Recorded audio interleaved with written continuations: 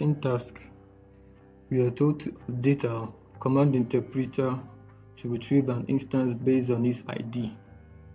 That's we're going to be using the show method, but this time we're not going to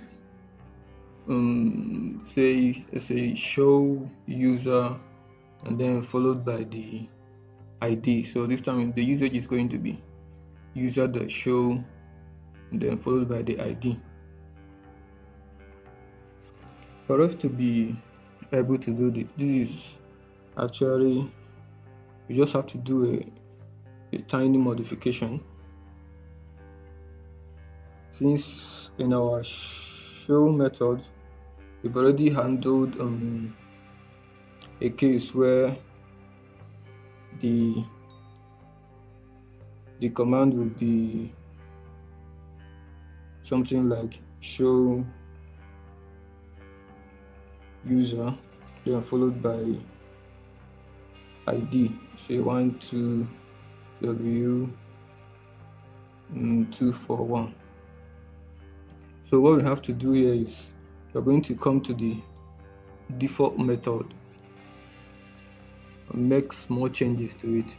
So let's assume that a user enters a command and they want to use user.show followed by the ID, which is what we were told to implement, and then if we split it by the dots, the item in the first index will be user, which we are going to save as the incoming class name, and then for this one item in the second index, split it by the opening braces and save the item in the first index as incoming method.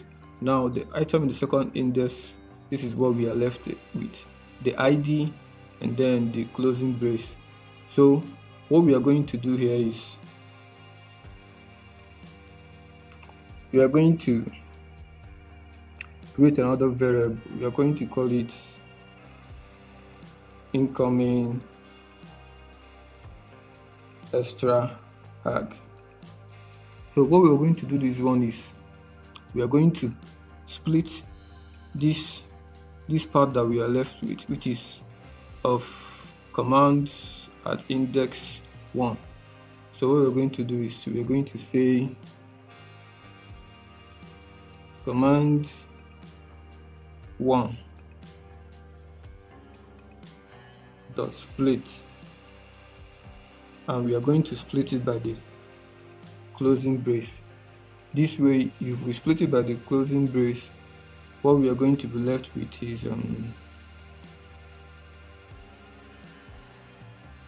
we're going to have something like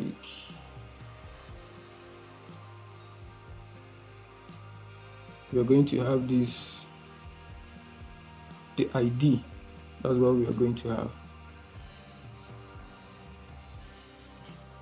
We're going to have this like exactly like this. This is what we're going to have. So what we want to do is to, again, since we are going to have this, now we don't have a need for this empty string. What we need is this ID. We are going to grab this ID. So to grab this ID, we are going to say, since we already know that this ID is in the index of 0 and this empty string is in index of 1, so we are just going to pick the one at index 0, which we now know is this ID. And then what we are going to do is we are going to copy this ID, and then we are going to check out this empty string here. We are going to paste the ID there. Let me call this short.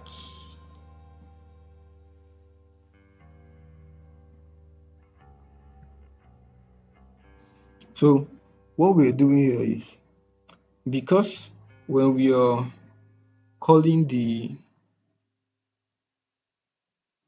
show method, when we are calling the show method, we are going to be calling it with, we can say show followed by class name followed by the ID, or we can say user.show followed by the ID. So if we call it after splitting everything, then we will have to take this ID and then attach it in our method construct so that we will have something like this. With this construct here and putting this ID here, we are going to have something like this. So this thing similarly is going to work if we are calling all. Because if we are calling all, it means that no extra argument will be passed here. So after splitting the whole thing here, assuming we are calling all, because if we are calling all, we are not, let me put this, we are calling all, we are not going to have all these here. So if we split the whole thing, then it means that here there's nothing like ID that's going to be here. We are only going to have the closing brace. So if we split the closing brace here, then over here we are only going to have this. So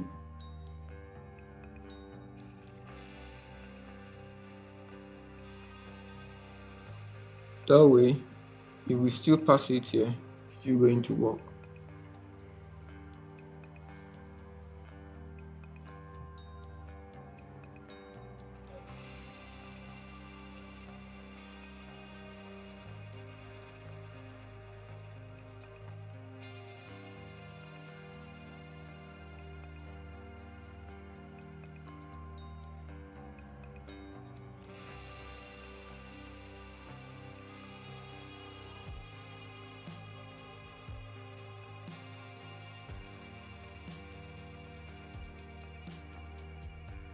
See, they're all working. Now we are going to check for the show, which is user.show, and if we go in here, let's pick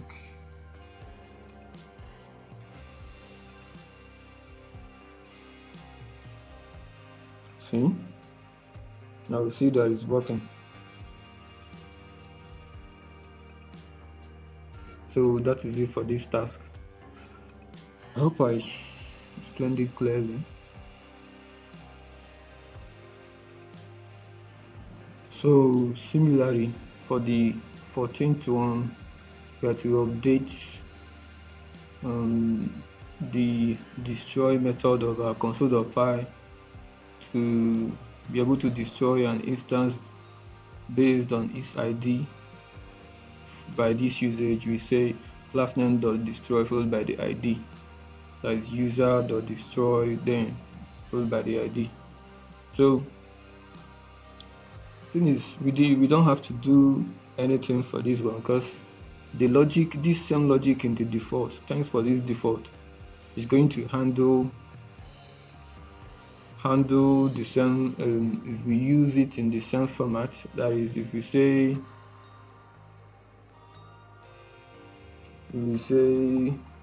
user.destroy then followed by the ID. If you still do it this way, it's still going to follow the same logic. We split this into two. We grab the index 0, save it in incoming class name. Then this one, the index 1, we split it into two and take the where here is going to be destroy.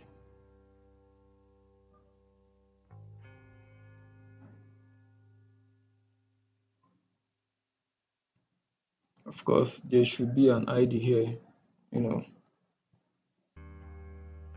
So we split it into two. This one, user index 0 will be saved as incoming class name. Destroy index 1 will be split into two again. First one, index 0 will be destroyed, will be saved as incoming method. So, since we split by the opening brace, we are going to be left with the ID and the closing brace. So we split this into two again by the closing brace, thereby eliminating the closing brace, and we are only left with the ID. And then we save the ID, which is at index 0, as incoming extra argument. And then back to our method construct. So we just pass whatever it is ID to the last here. So here, incoming method, we are going to have destroy user and then followed by the ID. So it's the same logic. Let's run it through.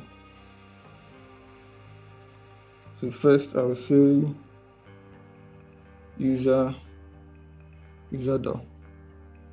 dot or we have one, so we say user dot count, we have one, so we are going to say user dot destroy.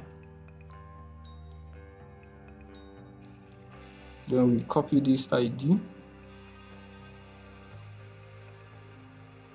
and now let's check the occurrence of user after destroying the only one that we have there. Now we have 0.